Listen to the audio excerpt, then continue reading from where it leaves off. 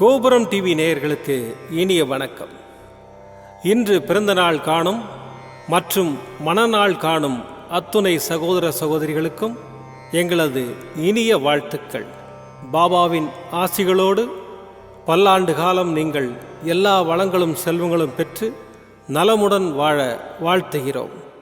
பாபா அழைக்கிறார். அவரின் பொன்மொழிகளை கேட்பதற்காக, நம் பிரச்சனைகளை தீர்த்து வைக்கும் அற்புதமான கூட்டு பிரார்த்தனை செய்வதற்காக, மேலும் மனம் ஒருநிலைப்படவும் மனம் அமைதி பெறவும் அற்புதமான தியானம் செய்யவும் பாபா அழைக்கிறார். பாபா நம் கரங்களை பிடித்து அழைத்துச் சென்று அற்புதம் நிகழ்த்தவிருக்கிறார். வாருங்கள், பாபாவின் பொன்மொழிகளை தரிசனம் செய்வோம். அன்பு குழந்தையே, நீ உனது கண்ணால் காண்கின்ற அனுபவிக்கின்ற அனைத்தும் நான் உனக்கு அளித்தது ஆகும். அப்படி இருக்கும் பொழுது, உனக்கு ஒரு கஷ்டம் வரும் பொழுது அதை நான் தீர்த்து வைத்தால், நான் உனக்கு அளித்ததையே எனக்கு நீ திரும்பித் தருவதாக பேரமல்லவா பேசுகிறாய்? ஒன்றை மட்டும் நீ நன்றாக தெரிந்து கொள். நீ கொடுக்கும் செல்வத்தை பெற்றுக்கொண்டு உன் கஷ்டங்களை போக்குபவன் அல்ல நான். உண்மையான நம்பிக்கையும் பக்தியும் மட்டும்தான் என்னை அடையும் வழி என்பதை நீ புரிந்து கொள். எந்த வியாபாரமும் என்னிடம் பேசாமல் அன்போடு நீ எதை கொடுத்தாலும் நான் அதை ஏற்றுக்கொள்வேன். எந்த தாயும் தன் குழந்தைகளிடமிருந்து எதையும் எதிர்பார்க்க மாட்டாள் என்பதனை நீ உணர மாட்டாயா? உன் தேவைகள் என்ன என்று எனக்கு தெரியாதா? தெரியாது என்பதை போல் அல்லவா என்னிடம் ஓயாது பிரார்த்திக்கின்றாய்? நீ எதையும் என்னிடம் கேட்டால்தான் தருவேன் என்று நினைக்காதே. உனக்கு எதை எப்பொழுது தர வேண்டுமோ அதை அப்பொழுது கண்டிப்பாக தருவேன். அதுவரை நம்பிக்கையோடும் பொறுமையோடும் காத்திரு. நல்லதே நடக்கும். உன் அப்பா சாய் இருக்கிறேன். ஓம் சாய்ராம். பாபாவின் அற்புதமான பொன்மொழிகளை தரிசனம் செய்தோம். அடுத்த நிகழ்வு கூட்டு பிரார்த்தனை. நம் மனநலன் சார்ந்த பிரச்சனைகளுக்காகவும், உடல் நலன் சார்ந்த பிரச்சனைகளுக்காகவும் மற்றும் நம் அனைத்து விதமான பிரச்சனைகளுக்காகவும் சாய்நாதரிடம் கூட்டு பிரார்த்தனை செய்வோம். வாருங்கள், இந்த அற்புதமான கூட்டு பிரார்த்தனையை செய்வோம். பிரார்த்தனாஷ்டகம். 8 பிரார்த்தனைகள். சாந்தமான மனம் கொண்ட சாயிநாதரே, அறிவின் சிகரமே, அன்புள்ளம் கொண்டவரே, கருணை கடலே, உண்மையின் இருப்பிடமே, மாயை என்னும் இருளை அகற்றுபவரே, ஜாதி மத பேதங்களுக்கு அப்பாற்பட்டவரே, எங்களின் புரிந்து கொள்ளும் திறமைக்கு அப்பாற்பட்டவரே, அன்பின் இருப்பிடமே, ஷீரடி வாழ் இறைவனே, என்னை காப்பாற்றும், என்னை காப்பாற்றும். ஞான சூரியனே, ஞானத்தை வழங்குபவரே, பக்தர்களின் மனங்களில் உலவிடும் பரமஹம்சரே, அனைத்து நன்மைகளுக்கும் காரணமானவரே, தங்களை சரணடைந்தவரை காப்பவரே, படைக்கும் தொழில் புரியும் பிரம்மாவும் காக்கும் கடவுளான விஷ்ணுவும் நீங்களே. 3 உலகங்களையும் யுகங்கள் முடிவில் தன்னுள் ஐக்கியமாக்கிக் கொள்ளும் ருத்திரனும் தாங்களே. நீங்கள் இல்லாத இடம் இந்த பூமியில் ஏது? எல்லாம் அறிந்த இறைவன் நீங்கள். எங்கள் எல்லோரின் இதயங்களிலும் வசிப்பவரும் நீங்களே. எனது எல்லா குற்றங்களையும் மன்னிக்க வேண்டும் என்று வேண்டி கேட்டுக்கொள்ளுகின்றேன். அலை அலையாய் தொடர்ந்து வரும் சந்தேகங்களையும் மனமயக்கங்களையும் போக்குவீராக. நீங்கள் கோமாதா, நான் பிறந்த இளங்கன்று. நீங்கள் சந்திரன், நான் சந்திரகாந்த கல். தங்கள் பாதங்கள் கங்கை நதி. பணிவுடன் இந்த தாசன் உங்கள் பாதங்களில் தலை வணங்குகிறேன். உங்கள் கைகளை என் தலைமீது வைத்து ஆசை கூறுங்கள். என் கவலைகளும் துன்பங்களும் பறந்தோடட்டும். இந்த கணு தங்களின் தாசன். இந்த 8 துதிகளையும் கூறி நான் உங்களை சாஷ்டாங்கமாக நமஸ்கரிக்கின்றேன். எனது பாவங்கள், துன்பங்கள் மற்றும் ஏழ்மை நிலை இவை யாவும் உடனடியாக விலகி ஓடட்டும். ஓம் சாய்ராம், ஓம் சாய்ராம், ஓம் சாய்ராம்.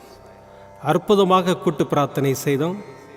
பாபா நம்முடைய கோரிக்கையை ஏற்று நிச்சயமாக நமக்கு அற்புதங்களை செய்வார் என்பது சத்தியம். இனி கண்களை மூடி பாபாவை மனதில் நிறுத்தி பாபாவின் அற்புதமான சக்தி வாய்ந்த மந்திரத்தை அனுபவிப்போம்.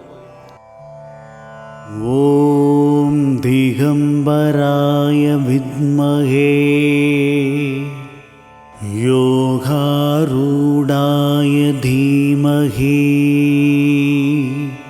தன்னோ தத்தப் பிரச்சோதயாத். ஓம் திகம்பராய வித்மஹே யோகாரூடாய தீமஹி தன்னோ தத்தப் பிரச்சோதயாத். ஓம் திகம்பராய வித்மஹே யோகாரூடாய தீமஹி தன்னோ தத்தப் பிரச்சோதயாத். ஓம் திகம்பராய வித்மஹே யோகாரூடாய தீமஹி தன்னோ தத்தப் பிரச்சோதயாத்.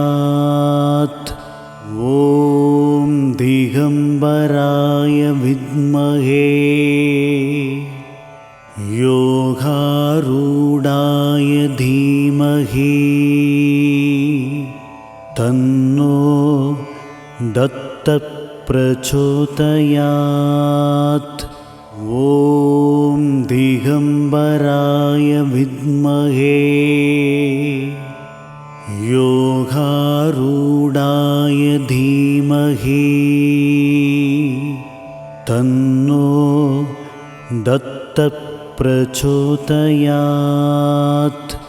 ஓம் திகம்பராய வித்மஹே யோகாரூடாய தீமஹி தன்னோ தத்தப் பிரச்சோதயாத். ஓம் திகம்பராய வித்மஹே யோகாரூடாய தீமஹி தன்னோ தத்தப் பிரச்சோதயாத். ஓம் திகம்பராய வித்மஹே யோகாரூடாய தீமஹி தன்னோ தத்தப் பிரச்சோதயாத். ஓம் திகம்பராய வித்மஹே யோகாரூடாய தீமஹி தன்னோ தத்தப் பிரச்சோதயாத். ஓம் திகம்பராய வித்மஹே யோகாரூடாய தீமஹி தன்னோ தத்தப் பிரச்சோதயாத். ஓம் திகம்பராய வித்மஹே யோகாரூடாய தீமஹி தன்னோ தத்தப் பிரச்சோதயாத். ஓம் திகம்பராய வித்மஹே யோகாரூடாய தீமஹி தன்னோ தத்தப் பிரச்சோதயாத். ஓம் திகம்பராய வித்மஹே யோகாரூடாய தீமஹி தன்னோ தத்தப் பிரச்சோதயாத். ஓம் திகம்பராய வித்மஹே யோகாரூடாய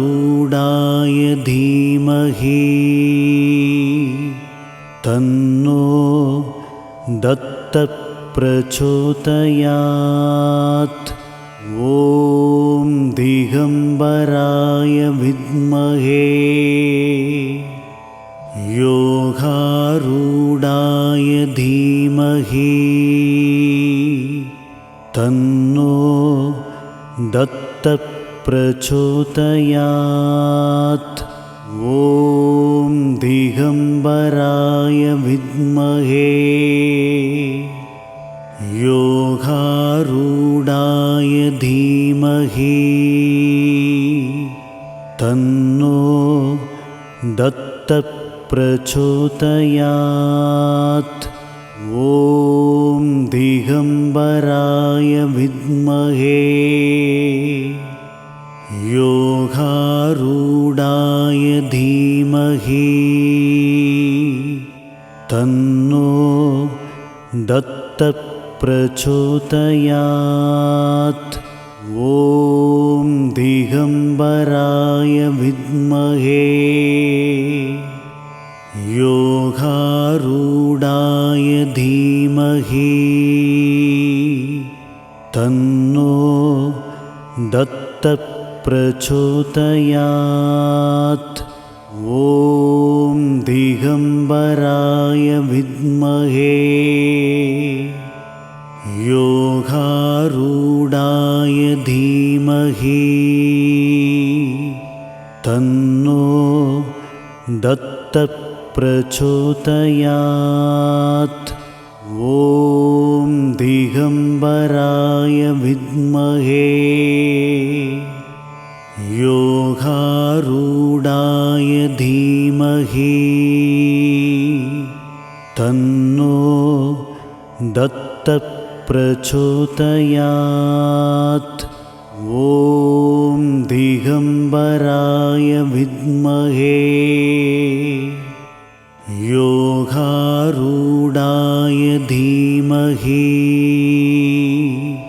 तन्नो दत्तप्रचोदयात्। ॐ दिगम्बराय विद्महे योगारूढाय धीमहि तन्नो दत्तप्रचोदयात्।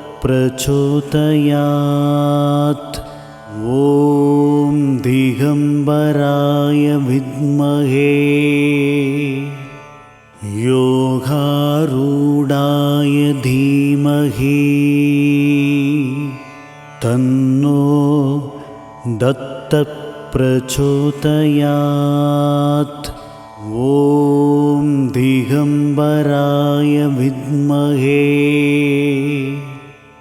योगारूढाय धीमहि तन्नो दत्तप्रचोदयात्। ॐ दिगम्बराय विद्महे योगारूढाय धीमहि तन्नो दत्तप्रचोदयात्। ॐ दिगम्बराय विद्महे योगारूढाय धीमहि तन्नो दत्तप्रचोदयात्। ॐ दिगम्बराय विद्महे योगारूढाय धीमहि तन्नो दत्तप्रचोदयात्। ॐ दिगम्बराय विद्महे योगारूढाय धीमहि तन्नो दत्तप्रचोदयात्। ॐ दिगम्बराय विद्महे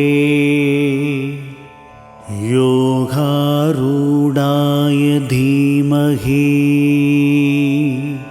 तन्नो दत्तप्रचोदयात्। ॐ दिगम्बराय विद्महे योगारूढाय धीमहि तन्नो दत्तप्रचोदयात्। ॐ दिगम्बराय विद्महे योगारूढाय धीमहि तन्नो दत्तप्रचोदयात्। ॐ दिगम्बराय विद्महे योगारूढाय धीमहि तन्नो दत्तप्रचोदयात्। ॐ दिगम्बराय विद्महे योगारूढाय धीमहि तन्नो दत्तप्रचोदयात्। ॐ दिगम्बराय विद्महे योगारूढाय धीमहि तन्नो दत्तप्रचोदयात्। ॐ दिगम्बराय विद्महे योगारूढाय धीमहि तन्नो दत्तप्रचोदयात्।